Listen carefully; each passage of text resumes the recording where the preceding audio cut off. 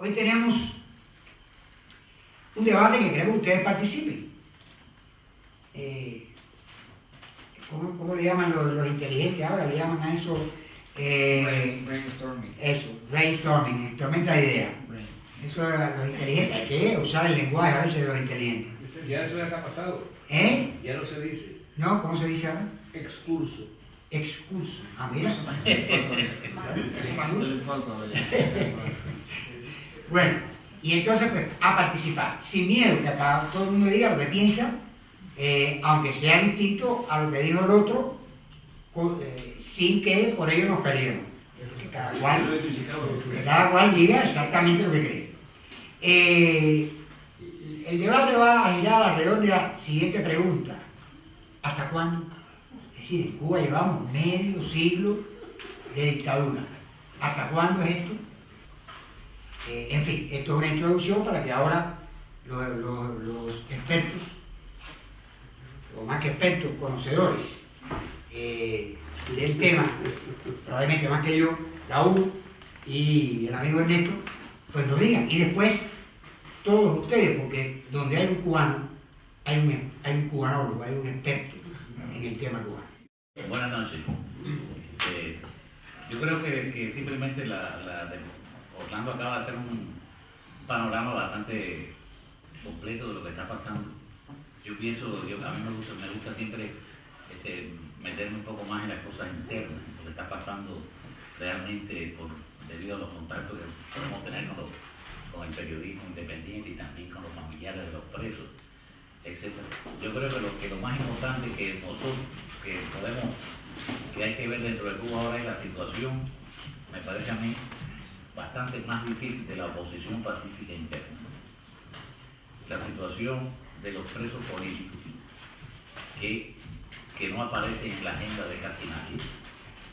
Y es decir, el asunto de los presos políticos y la situación interna, no solamente ya de los opositores, sino también de la familia cubana, que es otra cosa que hay muy poca información, hay que usar solamente creíble la información que sale del periodismo independiente, que está siendo bastante abundante, pero que no se refleja en la gran prensa. Es decir, lo que recogen los periódicos es la información de los corresponsales o información convenida por los gobiernos. Yo pienso que lo que está pasando en los gobiernos es asunto de esos gobiernos y es muy difícil que el exilio cubano pueda hacer otra cosa como sea denunciarlo.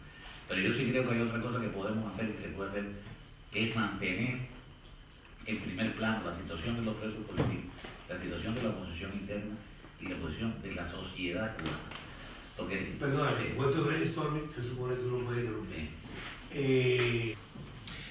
El miedo de que se hable en Cuba está en el siglo. La gente que tiene miedo de pronunciarse, de posicionarse, es increíble. Es increíble. Decimos que la gente tiene miedo allá, pero es que tienen miedo acá, que yo los conozco. Y me dicen, yo no salgo porque aquí yo quiero ir a Cuba. Entonces tienen chantajeado a todo el mundo con el pasaporte o con el permisito de salida, que ya es una vergüenza que uno tenga que pedir un permiso de salida a un consulado para ir a su propio país y que encima estés calladito en la boca portándote como un cedarista aquí en España. Y en Miami igual, porque protestan, como decía Fundevila, protestan por las restricciones de los viajes a Estados Unidos, pero no protestan por la cantidad de dinero que hay que pagar por un pasaporte, que tienen que renovarlo cada 2 años, pagando una millonada y pagando un permiso de salida. Y además te lo demoran, porque te lo demoran y a veces no te lo dan, y pierdes tu dinero y todo eso. Bueno, pues eso es lo que te quiere decir. Quitémonos el miedo, señora. Muy bien. Pueblo de Cuba.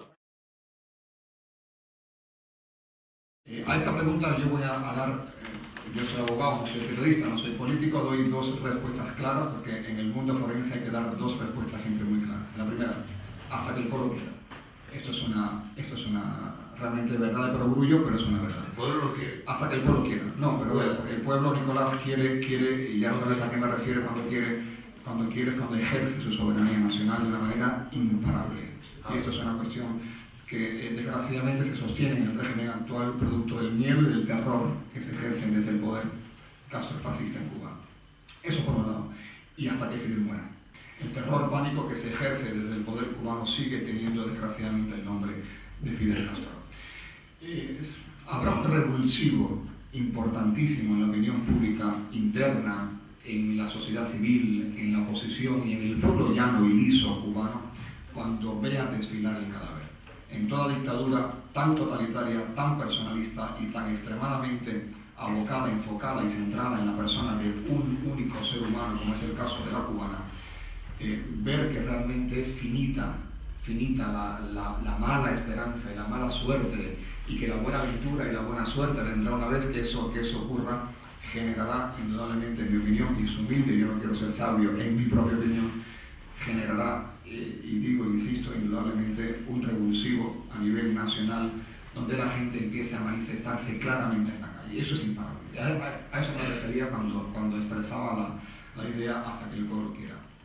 Todos sabemos perfectamente que Raúl Castro ni tiene prestigio, ni tiene carisma, ni tiene imagen, ni tiene incluso atado a las Fuerzas Armadas como pretende y dice, y presumiblemente hay algunas teorías por ahí de que efectivamente es endeble el poder que ejerce desde el ejército del propio Raúl Castro. Y todo esto de alguna manera creará y crea y está generando el caldo de cultivo cubano tan necesario para que se produzca un cambio anhelado y deseado, sobre todo desde una óptica pacífica. Por tanto, el hasta cuándo en el tema cubano yo creo que tiene que tener o se va a mover bajo esas dos premisas. Una, la muerte natural de Fidel Castro. Otra, el avance imparable de la sociedad civil, del pueblo cubano, de la opinión pública cubana. Hay un libro de Nathan Sharansky que se llama Legato por la democracia, que explica claramente cuándo se rompe el miedo en una dictadura. Y esta es una de las premisas. El miedo en la dictadura se rompe cuando el factor que genera el miedo, el foco propulsor de ese miedo, deja de tener la fuerza suficiente para impactar en la opinión y para impactar en la sociedad. Y esto lógicamente lo ejerce Fidel Castro. Hasta que no existan hasta que no se movilice un poco más la unidad en torno a la fuerza de oposición, tanto interna como externa, y bueno, pues empiece ese avance alrededor de la transición con todo lo que conlleva derechos y libertades fundamentales, un Estado de Derecho y bueno, el respeto a los derechos humanos, la democracia en sí. Y la otra cuestión que finalmente entiendo es también un poco ese descrédito que tú hablabas, ese descrédito y esa apatía, bueno, el descrédito hacia la dictadura va a ir creciendo cada vez, eso es fundamental. Pero también es bueno preguntarse que todavía hay mucha carencia de que jóvenes cubanos se impliquen en esto. No solamente dentro de Cuba, hay un escepticismo muy grande sobre la política de cualquier color, bien sea adentro como fuera. Aquí en el exilio lo veo muchas veces, jóvenes cubanos que nos implicamos en estas cuestiones de la lucha anticastrista, por muy pequeño que sea el grano de arena que se ponga, somos muy pocos.